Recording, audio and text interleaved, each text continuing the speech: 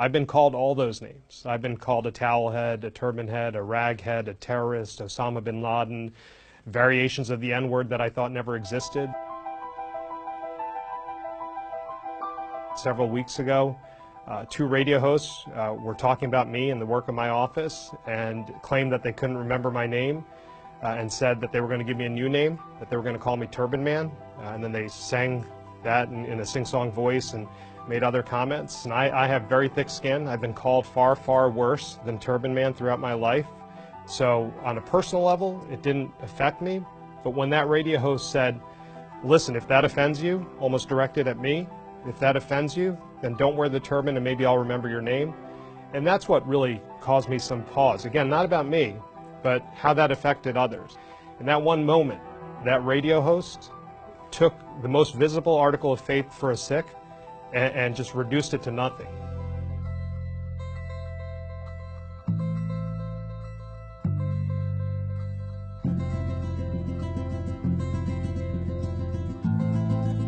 What bothers me is in this moment, when we have a president who dehumanizes people, when we have so many people pitting community against community, for people with a platform to act so recklessly and irresponsibly and contribute so negatively to our discourse, I'm afraid where that could lead, and I've seen where that could lead. In recent weeks, two Sikh gentlemen in California were attacked.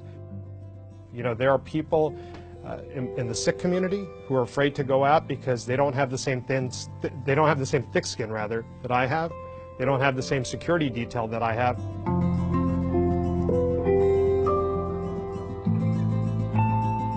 This is the state I grew up in.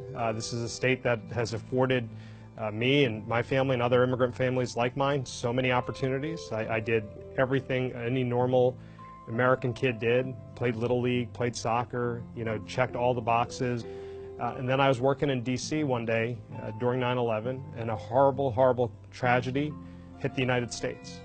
But I didn't have time to grieve with my neighbors and my friends. We had this enormous backlash against Muslim Americans, against really anyone who didn't look American enough, or at least against anyone who looked like those images on TV that we associated with the people who were responsible for that attack.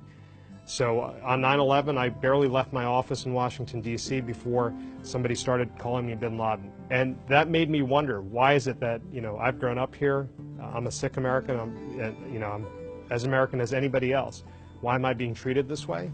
And so, you know, I thought it was incumbent upon me to help sort of educate others as to who I was. And I thought there was no better way for me to do that than to become a public servant, and no better public service for me than to become a prosecutor. I don't think I ever thought it was possible for me or someone like me, who looks like me, who believes like me, to achieve this position. I think what it shows people is that even in this particular moment, that there are pockets of decency in this country, that at least in New Jersey, the American dream is alive and well, and that it doesn't matter what you look like, how you worship, where you come from, who you love, that you could achieve success no matter who you are.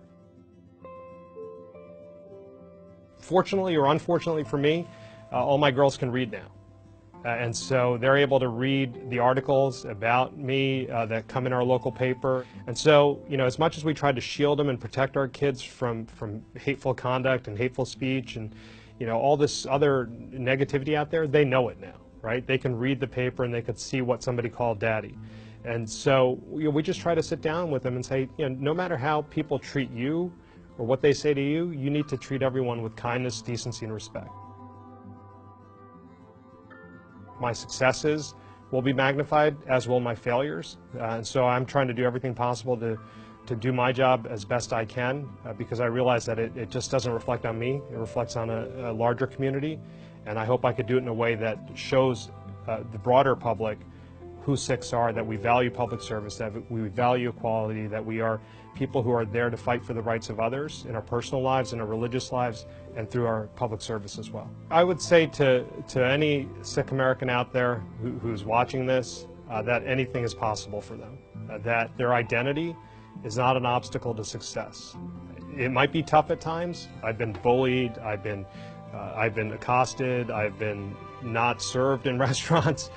In this day and age, I have been turned away from service because I wouldn't take off my hat. And I've tried to explain to people it's not a hat. But you know what? I got through it. I got through it because there are so many good people out there. I got through it because it made me stronger, and I got through it because I know those individuals, they can be taught. You know, I go back to what Nelson Mandela said: if you could be, you know, taught to hate, you can learn to love. And that's what's motivated me as well. And I think I would just tell them to persevere, because anything is possible, and I'm proof of that.